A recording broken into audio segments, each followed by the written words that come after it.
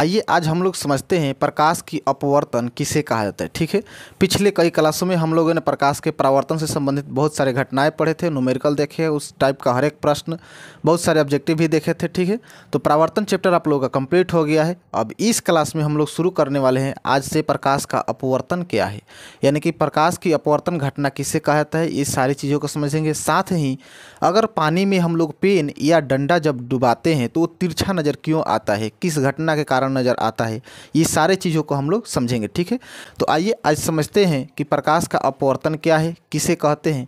इसको हम लोग एक चित्र के माध्यम से समझेंगे, एक डायमेंशन के माध्यम से भी समझेंगे हम लोग। ठीक है, कि प्रकाश के अपवर्तन किसे कहा जाता है। तो देखिए, अगर बात किया जाए प्रकाश के अपवर्तन की, अगर बात की जाए तो प्रकाश का अपवर्तन उसे कहा जाता है कि जब प्रकाश अपनी माध्यम को छोड़ करके किसी दूसरे माध्यम में प्रवेश करता है और उस अवस्था में वो अपनी दिशा को भी परिवर्तन कर देता है, यानी कि दिशा को चेंज कर देता है। कि अगर इसका परिभाषा की बात की जाए, डिफाइन करने की बात होगा, तो इसको हम लोग इस तरह से कह सकते हैं कि जब प्रकाश एक माध्यम से दूसरे माध्यम में जाता है तो माध्यम के साथ साथ वह अपनी दिशा को भी परिवर्तन कर देता है, यानी कि जिस मार्ग पे वो चलता है वो अपने मार्ग को छोड़ करके दूसरे मार्ग को अपना लेता है। देखिए, इसको हम लोग समझते हैं इससे, जैसे हम लोगों ने जब पिछले क्लास में प्रकाश का परावर्तन पढ़ रहे थे, प्रकाश का परावर्तन जब पढ़ रहे थे तो उसमें हम लोग प्रकाश की परावर्तन में देख रहे थे कि प्रकाश जिस माध्यम से आ रहा था वो प्रकाश उसी ही माध्यम में लौट जा रहा था। प्रकाश जिस माध्यम में आ रहा था वह उसी ही माध्यम में लौट जा रहा था। कहने का मतलब क्या है कि अगर ये कोई चिकना सतह मान लेते हैं या मिरर मान लेते हैं, दर्पण मान लेते हैं, तो ये तो एक अलग माध्यम हो गया, ये तो एक दूसरा माध्यम होगा। इसके अलावा इसके बगल के जितने भी सारे वायु हैं या इसके आसपास के जितने भी माध्यम हैं वो अलग माध्यम है।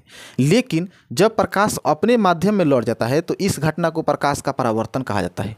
जब प्रकाश आता है, जिस दिशा से आता है वह इसी दिशा से अगर लौट जाए तो उसको क्या कहा जाता है, प्रकाश का परावर्तन कहा जाता है। लेकिन जब हम लोग प्रकाश पढ़ेंगे, प्रकाश की अपवर्तन की घटना को जब हम लोग पढ़ेंगे तो उसमें हम लोग देखेंगे कि प्रकाश जो है, प्रकाश जिस माध्यम से आता है उस माध्यम में नहीं लौटता है, बल्कि जो पारदर्शी माध्यम होता है उसको पार करके वो दूसरे माध्यम में निकल जाता है।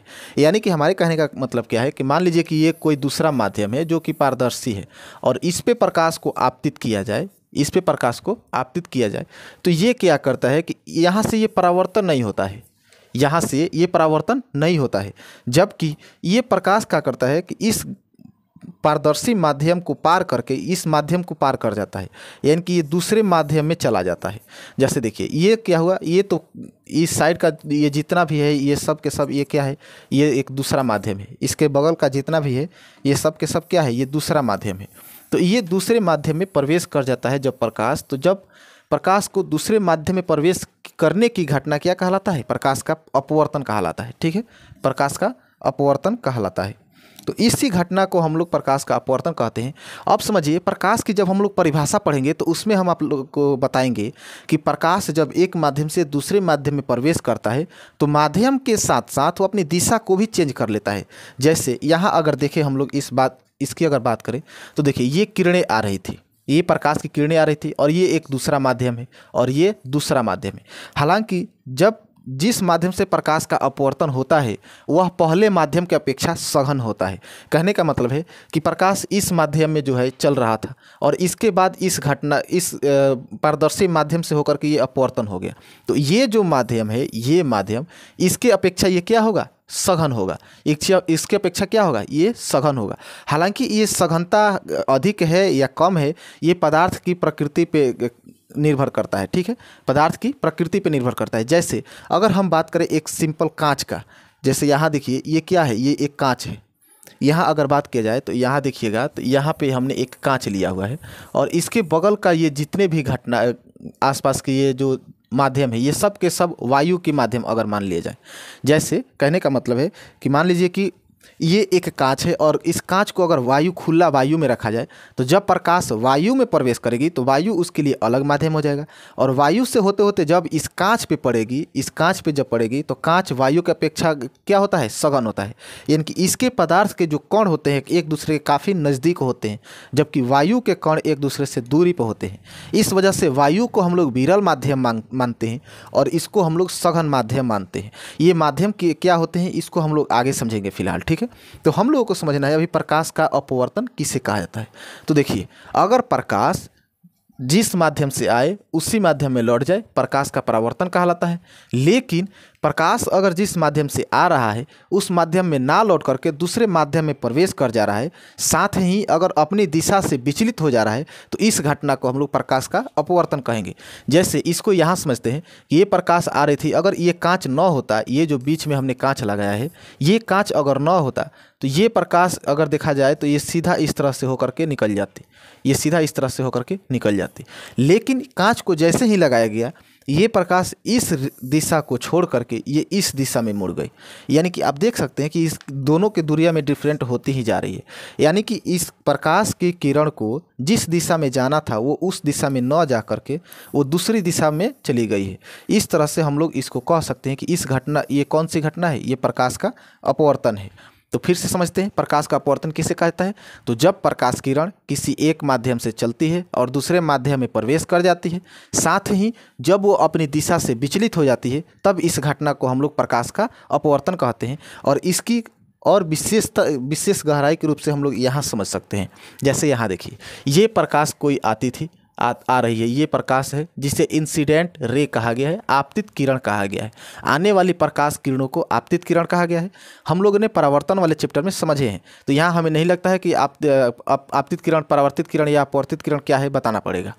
आई होप आप लोग समझ रहे होंगे। तो ये किरण जो है ये आपतित किरण है, जिसे इंग्लिश में इंसिडेंट रे कहा जाता है। जबकि ये किरणों को यहाँ देखिएगा तो ये सीधे इसको इस तरफ जाना चाहिए।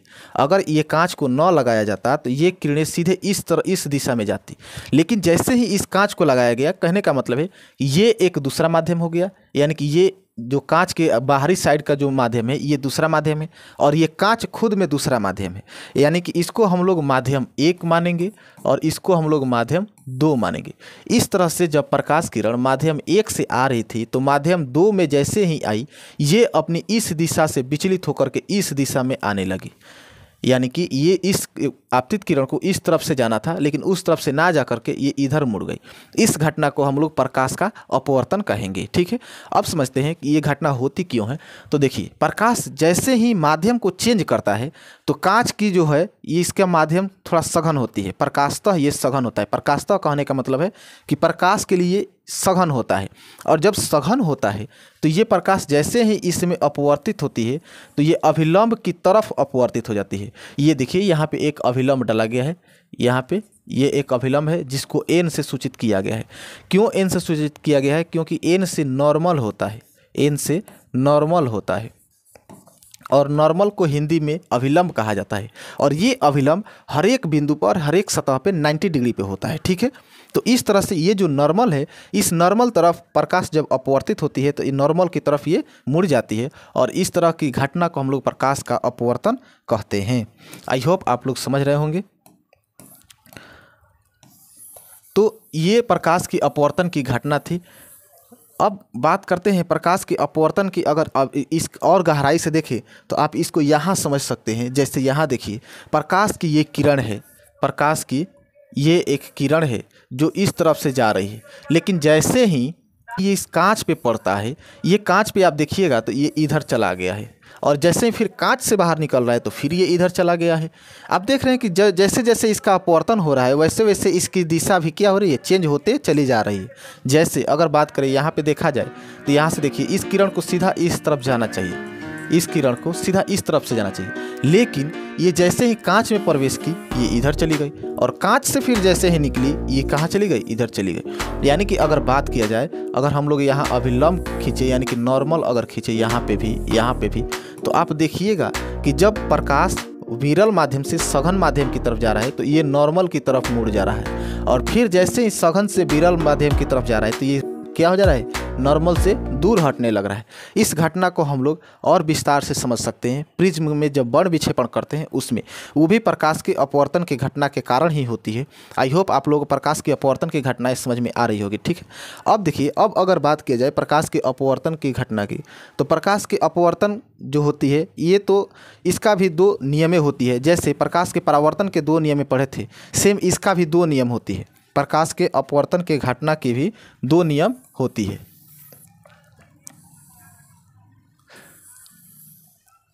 प्रकाश के अपवर्तन की घटना के क्या होती है, दो नियम होती है।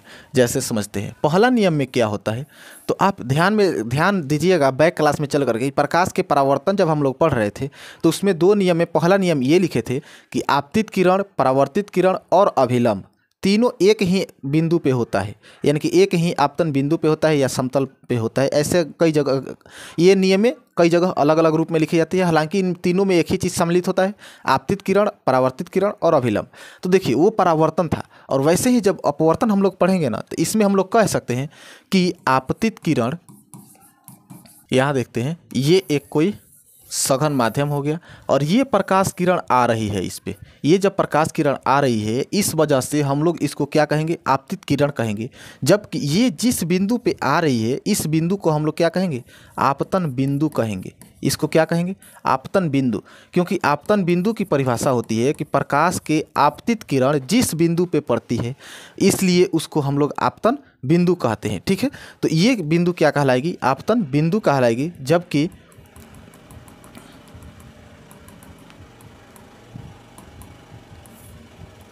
ये बिंदु क्या कहलाएगी, आपतन बिंदु कहलाएगी। जबकि अब देखिए अगर परावर्तन होता तो यहाँ पे हम लोग जब अभिलंब खींचते, यहाँ पे जब हम लोग अभिलंब खींचते तो यहाँ से परावर्तन में जो घटनाएं होती वो यहाँ से परावर्तित हो जाती।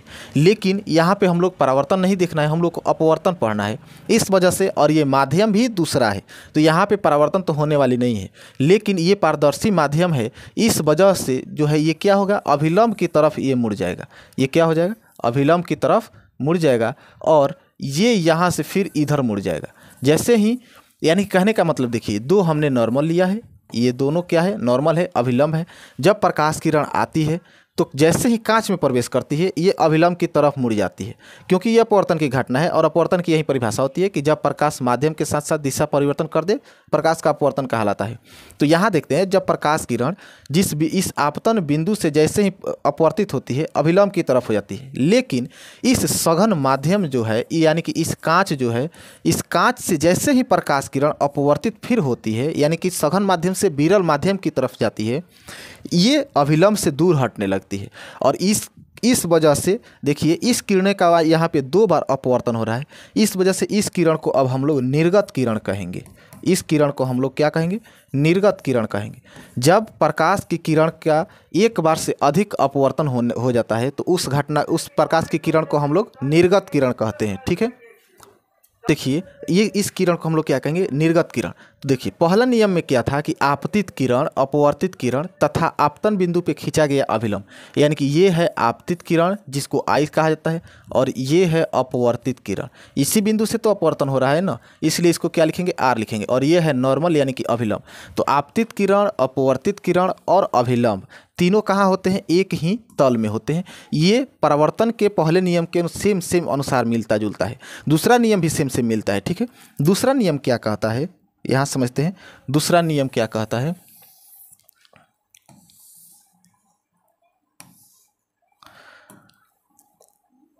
दूसरा नियम कहता है कि देखिए जो आपतन कोण है ना, आपतन कोण वो क्या होता है, अपवर्तन कोण के ज्या के अनुपात का एक नियतांक होता है।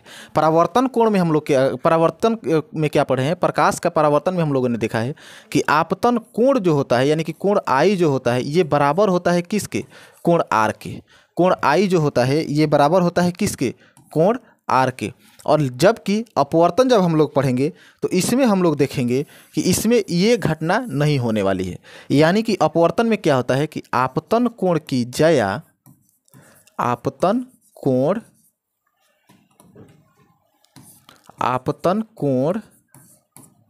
की ज्या का नियतांक होता है। ठीक है, यानी कि देखिए कहने का क्या मतलब है, दूसरा नियम क्या है कि आपतन कोण की ज्या साइन आई तथा अपवर्तन कोण की ज्या साइन आर का अनुपात एक नियतांक होता है, एक कांस्टेंट होता है। ठीक है, इसको अगर हम लोग व्यंजक के रूप में लिखें, इसको अगर हम लोग व्यंजक के रूप में लिखें तो इसको हम लोग ये कह सकते हैं।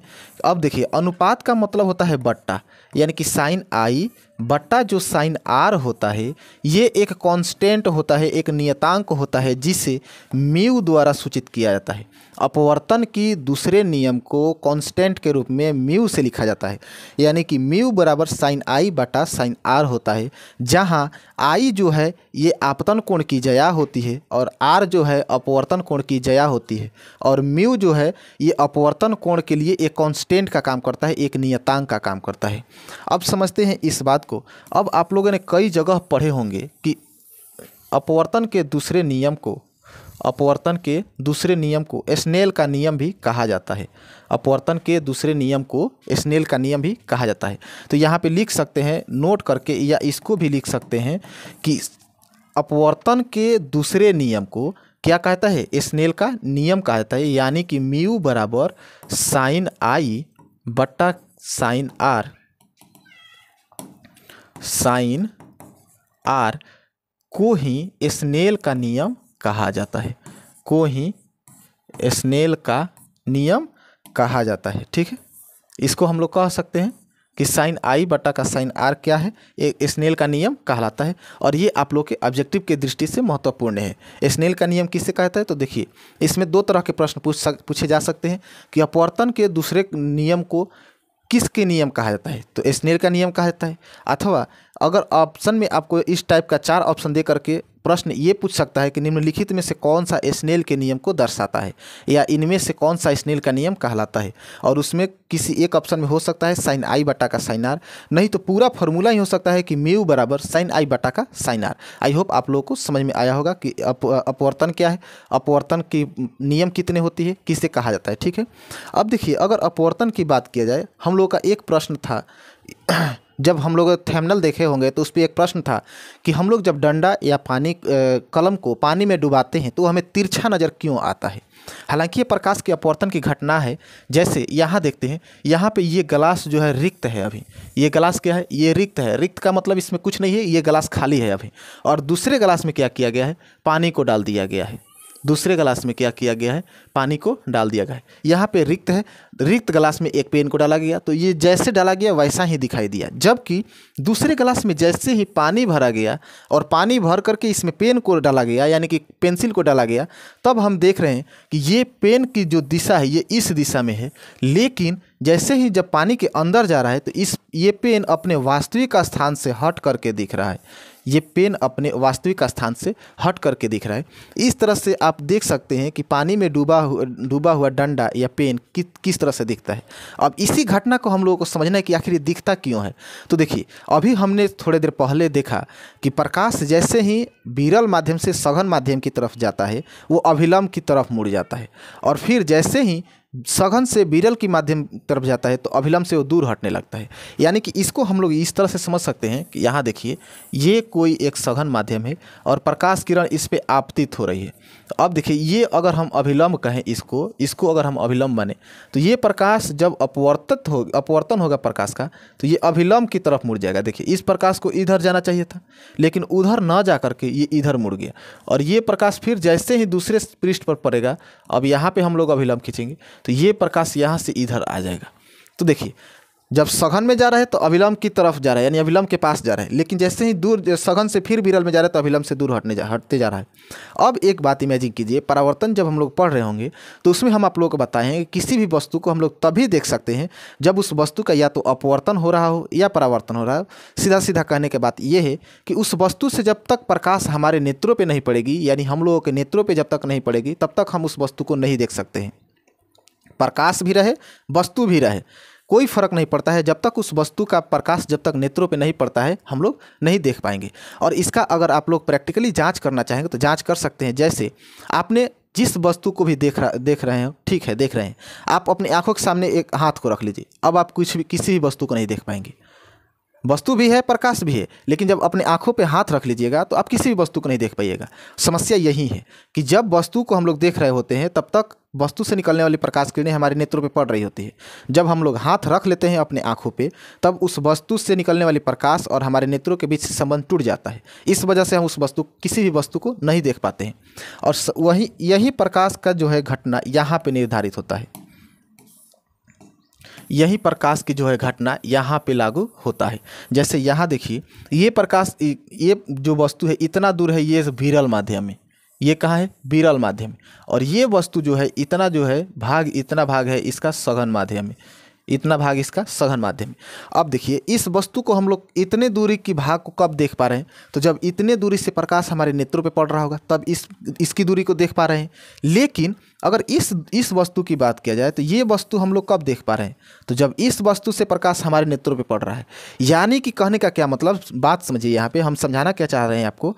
देखिए, बात ये है कि प्रकाश जो निकल रही है ये सघन से विरल में जा रहा है। कुल मिलाकर के बात यही है कि हम जिस प्रकाश की बात कर रहे हैं, ये प्रकाश कहाँ से जा रहा है, सघन से विरल में जा रहा है।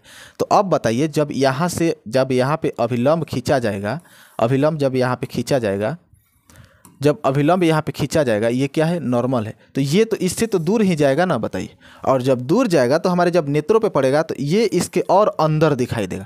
यानी कि टोटल कहने का, कुल कहने का बात ये है हमारा कि देखिए, ये जो पेन है इसको सीधा इस तरह आना चाहिए, इस तरह से इसको आना चाहिए यहाँ तक।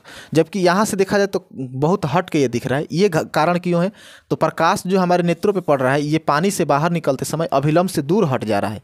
इस वजह से जब ये प्रकाश हमारे नेत्रों से पुनः लौट करके आएगा तो ये पेन के और आंतरिक भाग को दिखाई देगा, यानी कि और अंदर दिखाई देगा। ठीक है, तो यही कारण है कि पानी में डूबा हुआ कांच, डंडा या पेन हमें तिरछा नज़र आता है। यानी कि कुल मिलाकर के प्रकाश के अपवर्तन के घटना के कारण हमें नज़र आता है। अब देखिए, प्रकाश के अपवर्तन की अगर बात की जाए तो इसको हम लोग और विस्तार रूप से समझ सकते हैं एक प्रिज्म को लेकर के। एक प्रिज्म को लेकर के प्रकाश के अपवर्तन की घटना को और विस्तार रूप से समझ सकते हैं। जैसे यहाँ देखिए, ये एक प्रिज्म है। यहाँ अगर बात किया जाए, यहाँ देखा जाए, ये एक क्या है, एक प्रिज्म है। ये क्या है, एक प्रिज्म है। और ये है इसका श्वेत प्रकाश, ये है इसका श्वेत प्रकाश, यानी कि एक सूरज की प्रकाश की बात किया जाए। क्योंकि जब प्रिज्म से ये देखिए इधर जा रहा है तो ये 7 रंगों में विभक्त हो जा रहा है। एक, ये 2, 3, 4, 5, 6 और 7, ये 7 रंगों में ये क्या हो जा रहा है, विभक्त हो जा रहा है। और जब 7 रंगों में कोई किरण विभक्त हो रही है मतलब कि वो श्वेत किरण है, यानी वो सफ़ेद है। ये 7 रंग मिल करके ही एक सफ़ेद रंग का निर्माण करता है। ठीक है, यानी कि ये 7 किरण जब इधर आकर के प्रिज्म से होकर के अलग होने के पश्चात अलग अलग हो जा रही है, इस वजह से हम इस किरण को क्या कह सकते हैं, श्वेत किरण कह सकते हैं, यानी सफ़ेद किरण कह सकते हैं। तो अब यहाँ देखिएगा, तो यहाँ पे अपवर्तन के कारण ही वर्ण विक्षेपण की घटना होती है। इस घटना को वर्ण विक्षेपण कहा जाता है। इस टॉपिक को हम लोगों को अभी बहुत आगे पढ़ना है, फिलहाल यहाँ समझ लेते हैं, इसे ही वर्ण विक्षेपण कहा जाता है। और ये वर्ण विक्षेपण जो है प्रकाश के अपवर्तन के घटना के कारण होती है। ठीक है, अब यहाँ देखते हैं, तो यहाँ देखिएगा, यहाँ देखिए, ये प्रकाश तो सीधे यहाँ तक जा रही है, ये प्रकाश तो सीधे यहाँ तक जा रही है। लेकिन ये प्रिज्म जो है, ये प्रिज्म अपने गुण के कारण, अपने क्वालिटी के कारण जब इस प्रकाश को अपवर्तन करता है तो इसमें निहित जितने भी प्रकाश हैं इन सबको इनके चाल के अनुसार, तरंगदैर्ध्य के अनुसार अलग अलग कर देता है। ये प्रिज्म की पदार्थ की गुण होता है। और यही यहाँ पे देखिएगा, तो ये सीधे जो आने वाली प्रकाश किरणें हैं इधर आने के पश्चात मुड़ जा रही है। कहने का मतलब है कि ये प्रकाश को अगर सीधे, अगर प्रिज्म को हटा दें हम यहाँ से, तो ये प्रकाश सीधा इस दिशा में निकल जाएगी। जबकि जैसे ही प्रिज्म को लगाया जा रहा है ये अपनी दिशा भूल करके, भटक करके इस दिशा में आ जा रहा है। इस तरह से इस घटना को हम लोग क्या कहते हैं, प्रकाश का अपवर्तन कहते हैं। आई होप आप लोगों को प्रकाश का अपवर्तन अच्छे से समझ में आया होगा। वीडियो अच्छा लगे तो लाइक, कमेंट, शेयर जरूर कीजिएगा।